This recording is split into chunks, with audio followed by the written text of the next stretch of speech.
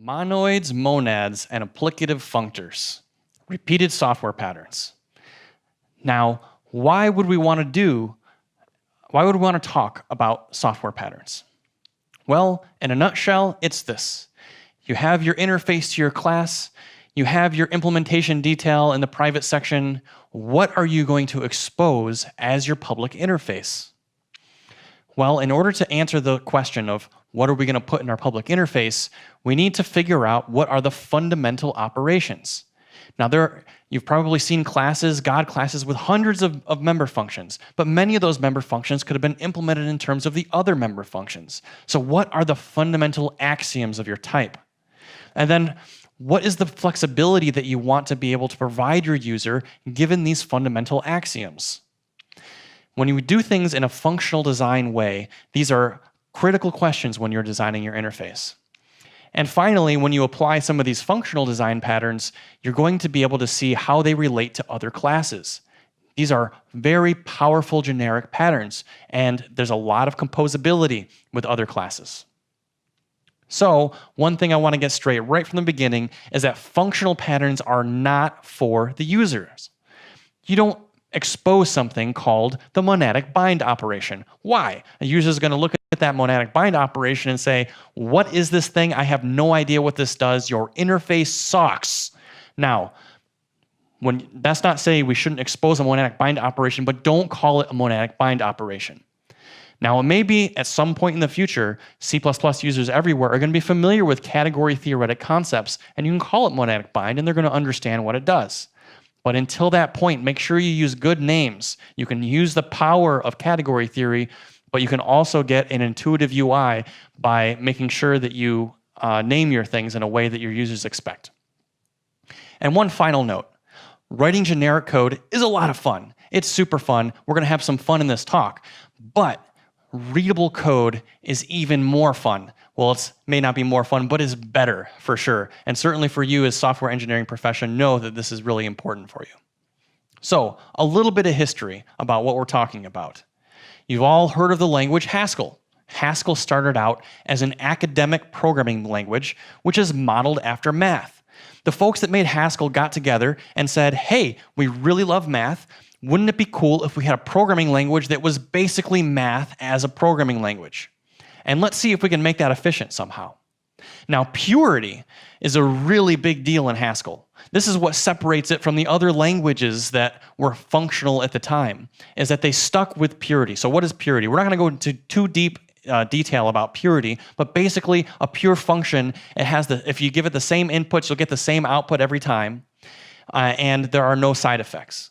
So they basically excluded side effects from the language from the very beginning and tried to figure out how far they could take it as a programming language.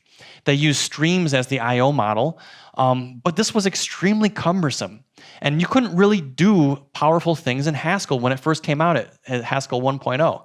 So Haskell 1.0 was absolutely a toy language. And that's okay. These are researchers working on theoretical concepts. Practicality wasn't their goal. However, later on, Monads hit the stage, and things started to change. In 1989, Eugenio Moji was looking for ways to describe the meaning of programs in an abstract way. And he discovered that category theory, a branch of mathematics, could be used to model state and exceptions. And that was fine, and a few years later, 1992, Wadler made the key discovery that monads from category theory could be used to express I/O in Haskell. And this was a game changer because this made Haskell actually useful. It was no longer a toy.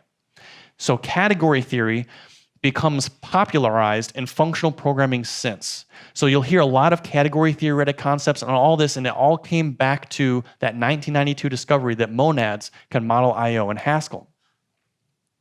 Now, category theory. What is this thing? As I mentioned, it's much older than Haskell.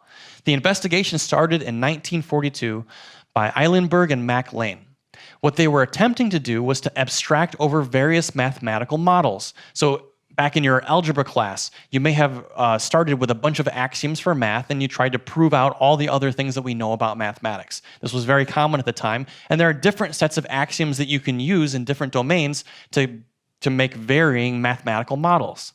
Category theory was all about figuring out how you can abstract over all the different models. So it was extremely, extremely general, and it made it applicable to many domains, even outside of mathematics. Music theory, for example, is something that has made use of category theory because of its generality. So when we talk about in computer science patterns, usually we're talking about things like factory and singleton and all these other things that are really based on utility. It just seems like something in the toolbox that a lot of people go for frequently, and that's totally cool. But what we're talking about in terms of design patterns is something fundamentally different. We're talking about patterns that are discovered in nature. These are not going away. They are not transitory. These are related to the physical laws of the universe, and they can impact how you design your programs. Now, when you hear words like category, functor, duality, monoid, isomorphisms, etc., all these words are associated with category theory. We're not going to cover all of them. We're only going to look at a few of them, and then you can go on after this talk and do your own investigation and research and discover the wealth of interesting theoretic concepts that can apply to your to your designs. Now, we're going to start taking a look at the first of our category theoretic concepts, which is called a monoid. So a monoid is a type in combination with a binary operation. A type T, some kind of binary operation, which is like a cross with a little circle in it. Now, the binary operation combines the values. Now, in order for a type combined with a binary operation to be considered a monoid, all you have to do is have these two properties. First, that operation needs to be associative. A op B op C is the same thing as doing B op C and then doing A op that at the end of it for every single value. Now also, this type needs to have a special value E such that E op X is the same thing as X op E, which is just X. In other words, it's the identity operation. When you apply it to the operation, you get this almost like an identity function. Does that all make sense to you?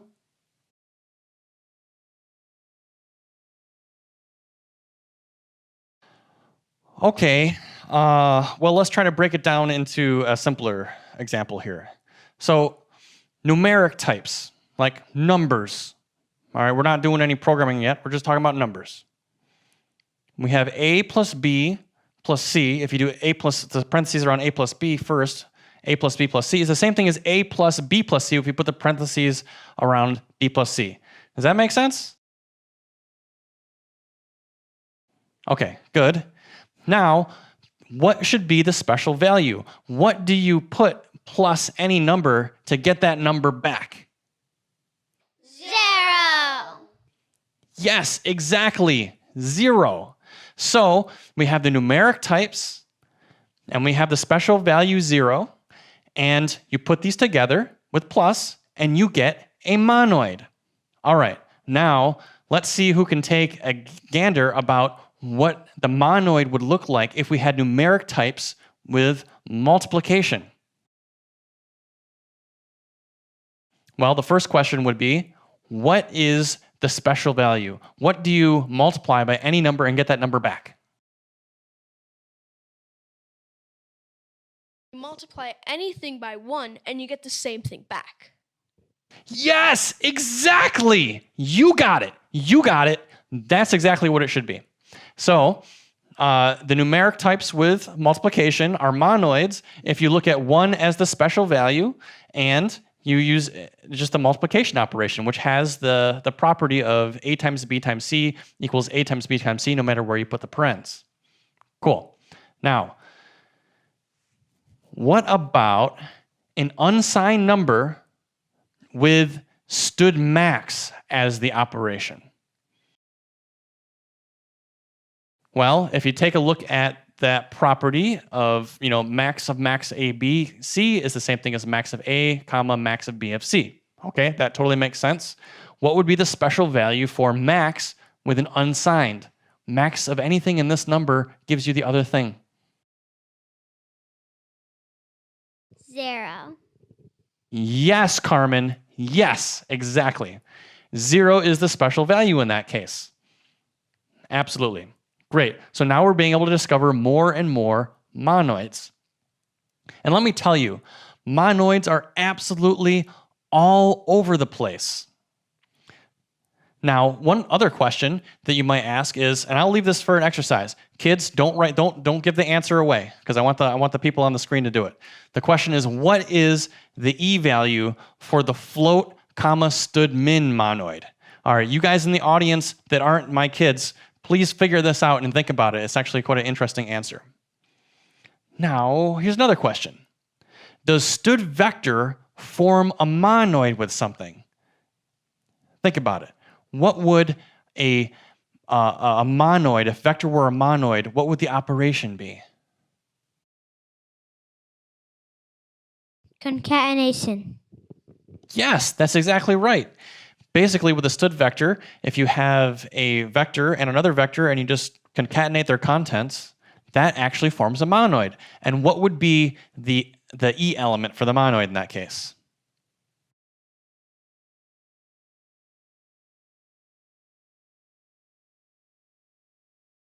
The empty vector. Correct. Now, what could you do if you had a list or some kind of collection of monoids? What would be some kind of operation that you could do on such a thing, knowing only that it's a monoid? Squash. That's right. You squash them. That's the thing about monoids, is that you can basically squash them together, whether you have 0 of them, in which case you produce the E element, or you have a bunch of them. Now we're going to talk about some fancy monoids. Now, stood optional template. A stood optional, which you all know, is either null or it has a value of type T. The question is stood optional a monoid? Yes, because you're asking. Yes, it's a monoid. So what would the monoid operation be like? If it's an optional of a monoid, the optional monoid is a monoid. Use the underlying operation on the optional contents, assuming it has some. Yes, exactly.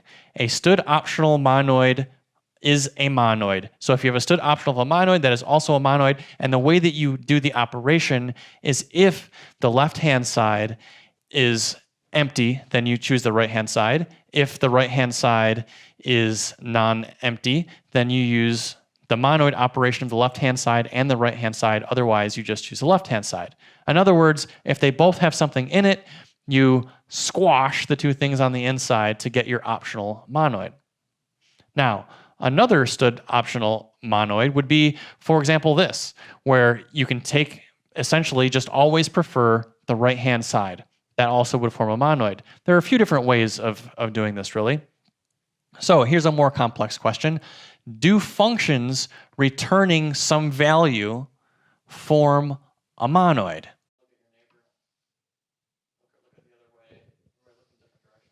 Functions of the same type that return a monoid are also a monoid. And here's what that function would look like. You essentially have a function called append, which takes in two functions and returns a new function based on the results of the two functions in the input. So it builds a lambda function on the inside that takes in any value a, and the results of that lambda function takes the left-hand side operated to a, monoid operation of the right-hand side operated to a, and squashes those two together. And that's how you can have a function that returns a monoid, that the set of functions which return a monoid actually form a monoid themselves with this kind of operation. And the empty element, of course, is going to be the function which takes in any value and always returns the empty element of the monoid. Let's say you want to search for the n best occurrences of a word in 1,000,000 documents. The key insight here is that an n-heap data structure is a monoid. An n-heap, in case you weren't familiar with it, is basically a list of the best elements, for some definition of best, and according to like their goodness criteria. And you can take n-heaps and combine them together to get other n-heaps. And this is a monoid. You can split documents between your cluster nodes. You send the word to each of your cluster nodes, which has many, many documents. Each cluster node generates its n-heap using internal parallelization, and then each cluster node sends its heap to a collection node. The collection node just joins the heaps using the monadic operation. key insights here that we're getting about monoids. They scale very well. They compose via functions and optional and other things. So remember when we talked about how does the observation of something being a category theoretic concept apply to other classes when you compose it. And monoids are very, very common. Functors. So unlike monoids, what we were looking at before, functors are not individual values. It's best to think about them as class templates. So a functor is a class template with a single template parameter. And in addition to this type, you have a callable called map. Okay? And map has the following properties. Map takes in a function as its first argument, let's say from A to B, and it takes in a functor as its second argument. So let's say it's a functor of type A. And what it returns is a functor of type B. So there are different rules associated with this. If you take in an identity function, so a function that always returns this argument as the first argument of the function that you pass into map, that will not change the functor that you pass in as the second argument because it returns the new functor. It also has some composition rules to make sure that applying a function to a functor, calling map 2 times with 2 different functions, is the same thing as composing the functions first and then calling map of that. But let's build up some kind of intuition for functors. Functors are a lot like containers. Map applies a function to the thing in the container, resulting in a new container of the transformed values. Transform, for example, if you're familiar with that standard algorithm, is like map, but for containers. And the laws provide these reasonable rules for map composition. So, stood vector is a functor. What happens what is the map function defined for stood vector? So map takes in a function, let's say from t to u, and we have a stood vector of u as the second argument of map. What does it do? It creates a new vector for the return value, and that new return value just applies f to all the values in the input parameter. Okay? So again, we're just transforming the values inside of the vector. That's an intuition for vector as a functor. What about stood optional? Is stood optional a functor? What do you think? Yes, it is. It is, indeed. And what would its map function look like? If the optional is empty, return empty, but with the result type. If it has a value, then apply f to the value and wrap that as an optional. Yes, exactly. Map takes in a function and an optional, and if the optional is none, then it returns a none optional of the transformed type. But if it has a value inside the optional, then it returns a new stood optional value by applying the function to the thing inside the optional that was part of the parameter. Exactly right. What about stood pair? Is stood pair a functor? Seems like it should be somehow. Yes, it does indeed seem like stood pair should be a functor. But remember that functors have one template argument which is changing. So with the case of stood pair, what we want to do is take that first template argument or the second, depending on how you define your map function, and fix it. So the first parameter in a pair doesn't change, or the first value in a pair doesn't change, and the function is applied to the second part of the pair. What about stood function? Is stood function a functor? And it turns out stood function can be a functor if you fix all the parameters of your stood function so that every single function has a fixed set of parameters, and the result of the stood function is that changing type. So you build a new function which transforms the result of the old function. And this is what a map function would look like for a stood function functor. Functors allow for transformations within the type. Each map strips away one layer of your data type. If you're working with a stood vector, you can strip away the vector part of it by using map to get to the thing on the inside. So say you have a stud vector of stud optional of int and want to get strings for each int. Look at this function and how it's defined. So f1, all it does is it converts an int into a string. f2 uses the map function to convert an optional int into an optional string. And then f3 converts a vector of optional int to a vector of optional string. So you see how we're just building these maps, and each map subsequently gets you to the innermost thing. That is how you can compose various functors of functors of functors and get to the thing on the inside. It's a very powerful composition. Now let's take a look at applicative functors. An applicative functor is a functor with two extra operations, pure and apply. Now, pure and apply have the following rules, but basically pure, the way you can think about it, is a way for you to create a new applicative based on a plain value. So let's say optional is an applicative functor, which we'll find out it is in a minute. If you call pure of 3, you're going to get an optional of int. Apply, this is something that applies a applicative of a function to an applicative. So remember how map, you took just a plain old function from A to B and you applied it to the functor of A to get the functor of B. The difference between that and apply is that apply takes an applicative of the functor and applies it to an applicative value to get a new applicative value. Now we'll look at some examples of this to make it more concrete in a second here. Now, applicative functors have a bunch of laws, and I'm just showing them here to you for your own interest. I'm not going to go over these laws. It does what you would expect it to do if you try to think about what would be the natural laws for an applicative functor. Now, the intuition behind applicative functors, as I mentioned, pure wraps a value into a container, apply applies the contained function to a contained value to get a contained result. And if you think about it, apply can be extended to n-argument functions by doing some additional work. You can base an n-argument apply on a single argument apply. I'll let you think about that as an exercise. So the stud optional applicative functor. So pure for optional looks like this, which is of course no surprise. You basically take the value, you put it into an optional. Now what about the apply function? So the apply function, if you think about it, you have the applicative of the function and you have the applicative of the value. So you have an optional function and an optional value. If they both happen to have a value, the optionals is not none in either case, then you apply the thing on the inside of the function argument to the thing on the inside of the value argument, and then wrap that into an optional.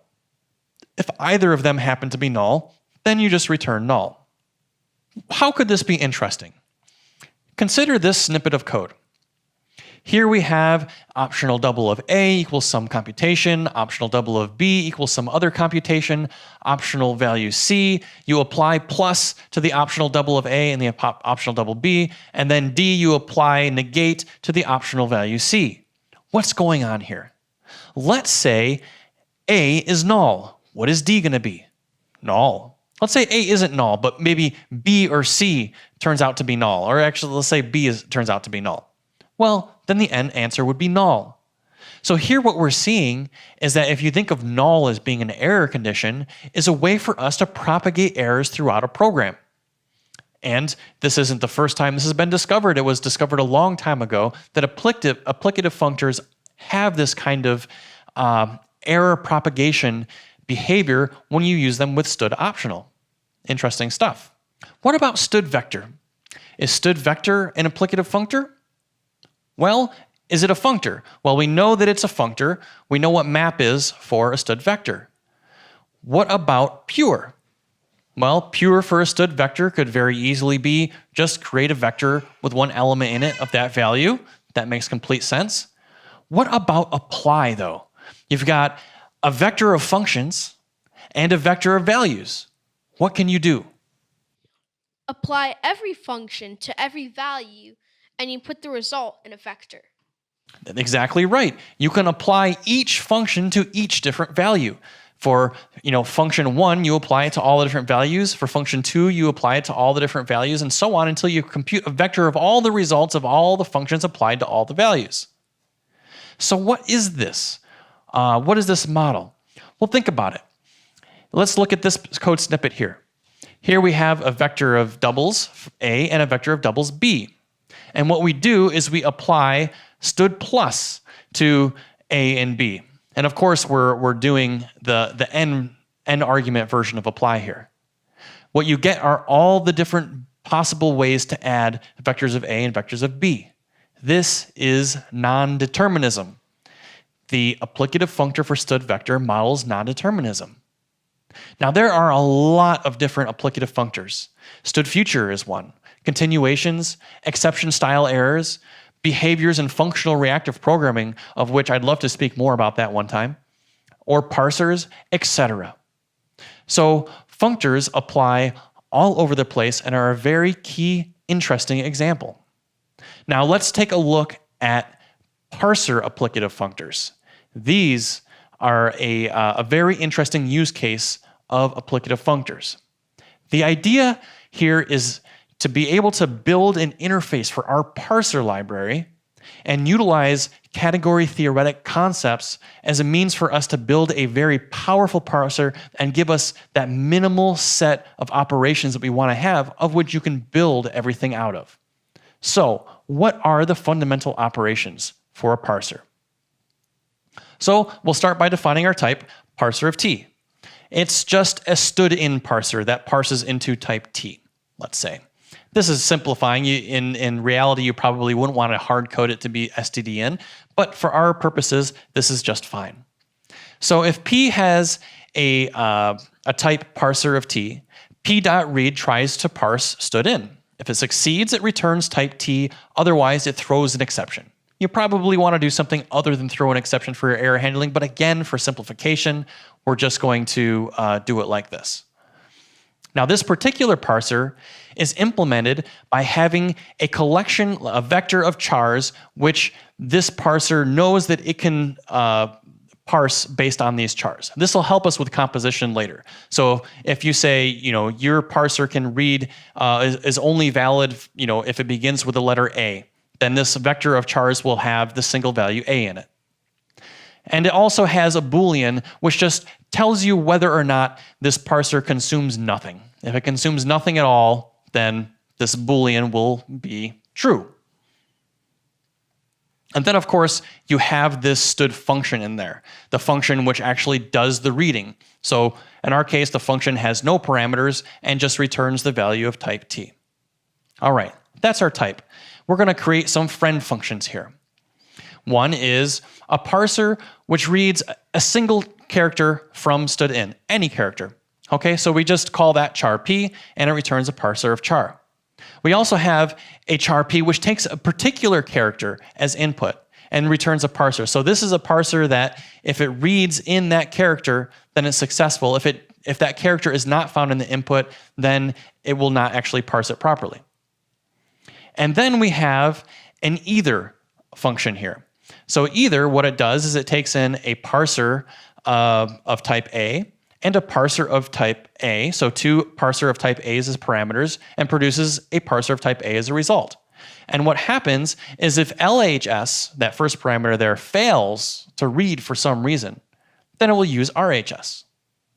All right, makes sense. So it's using either LHS or RHS will be just fine. And then finally, we have 0 or more. So this is a primitive here that says it will read 0 or more values of type A. Okay, so that way, if the 0 or more, it takes in a parser of type A and returns a parser of a vector of A's by just reading as many A's as possible. Let's see how either would be implemented. Either here, it takes in, as I mentioned before, a parser of type A and another parser of type A. Consumes nothing is only true if LHS consumes nothing. Because if LHS consumes nothing, then it's just trivial. It's always LHS, and that's the end of it.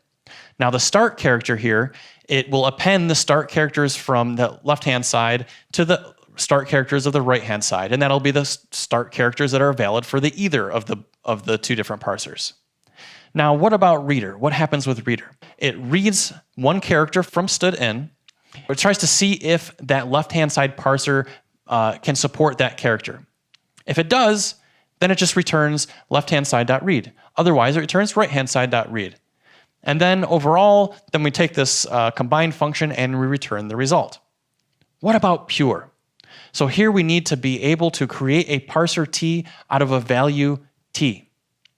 Pure in this case would be a way for us to just say it always succeeds, so consumes nothing is true, and produces a value, this particular value that you pass into the success p function. Note we didn't call this pure. We called it success p, going back to the idea that you want to make sure that you provide a vocabulary naming that makes sense for your domain, even though you happen to be pure under the hood, using these category theoretic concepts.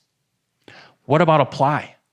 We know that this is an applicative functor, so basically because I told you, but how does apply work? Apply takes in a parser of a function, right?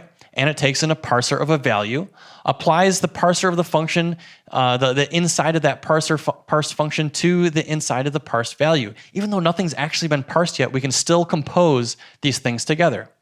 Consumes nothing would only happen if the function parser consumes nothing and the t parser consumes nothing. Now let's say the function parser consumes nothing. So the start character is going to be equal to the value parser start characters, right? Otherwise, it's the start values is going to be the function parser start characters. What about the reader method? So what happens is we call the function parser read to get that function, and we call the value parser.read to get the value and return f of t. And then finally, we return the result. Okay, pretty straightforward. You may not know how we would use apply. You may not know how you use pure, but considering, let's see where this takes us, considering it matches this type theoretic concept. So it turns out that we're done. That everything else that you would need out of this parser can be built on these pieces.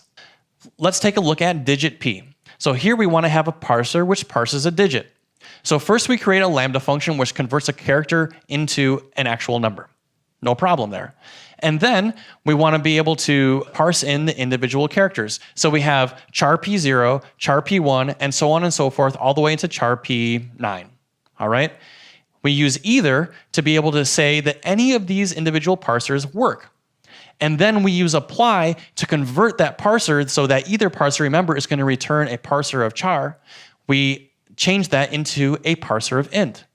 So we're just taking these fundamental pieces and applying them together, and we're able to build out a digit parser. Now, what if we want to have an int parser?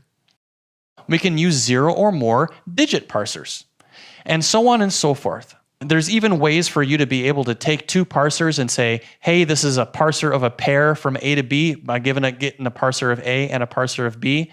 You can use apply for that. And putting all this together, if you want to have two ints separated by a space, you can take that function that we just used and just parse an int, parse a space, parse another int. So are you starting to see how you can build these powerful, powerful libraries by using these fundamental operations? That's the idea. Let's review this. Monoids. What are monoids good for? These are highly parallel patterns. In fact, it's a generalized version of MapReduce. If you find that the domain you're working on happens to model a monoid, then you know you can apply a MapReduce kind of like system to work this in extremely parallel terms. What about functors? Functors, you do things to the stuff inside. And you can thread functors of functors of functors to get to the thing on the inside. A very powerful abstraction. And applicative functors. This is a way for you to put stuff inside, and the stuff inside can do things to the stuff on the inside. In other words, the apply function. Now we look at monads. Now a monad is an applicative functor with one extra operation called join. So join takes in a monad of t and produces a monad of t. And that's it. A monad is simply an applicative functor with a join operation.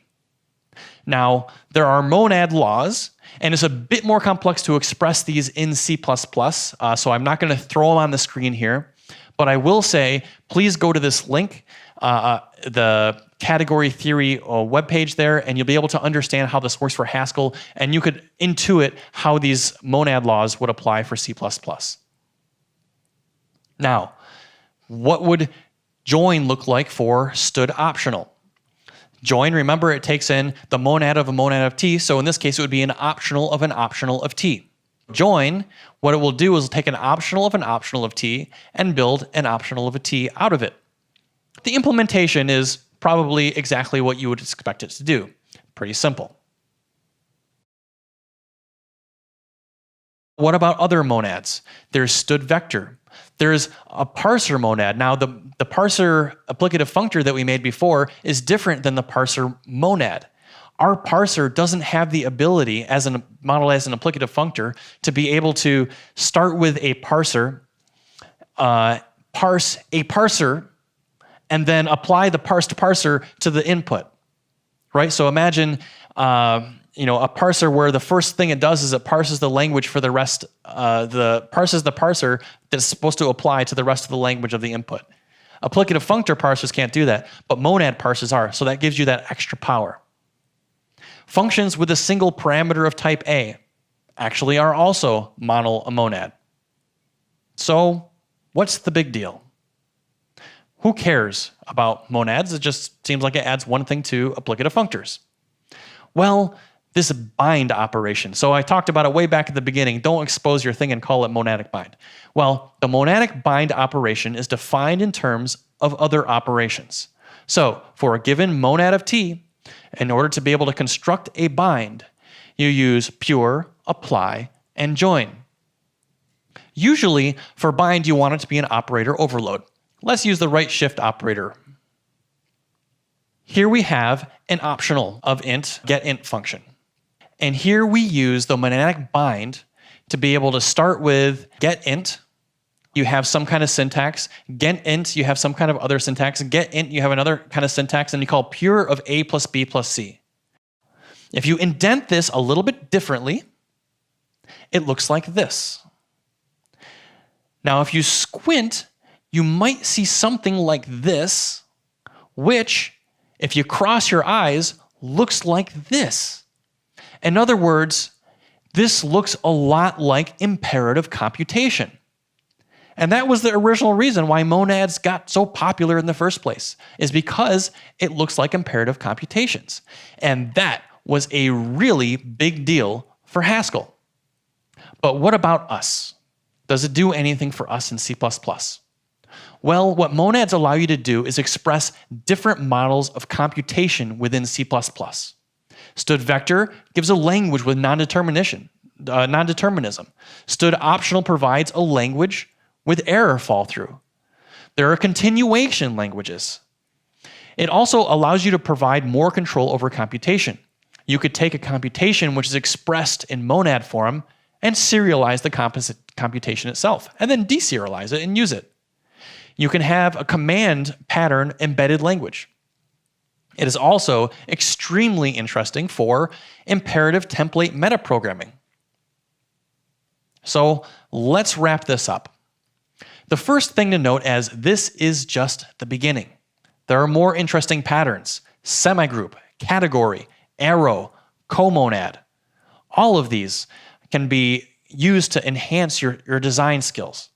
Now, I will probably do a subsequent talk at one of these conferences at some point to talk about more examples of these things. But here is your base knowledge of very common repeated software patterns in functional design. Now that we've finished, let's go and take some questions.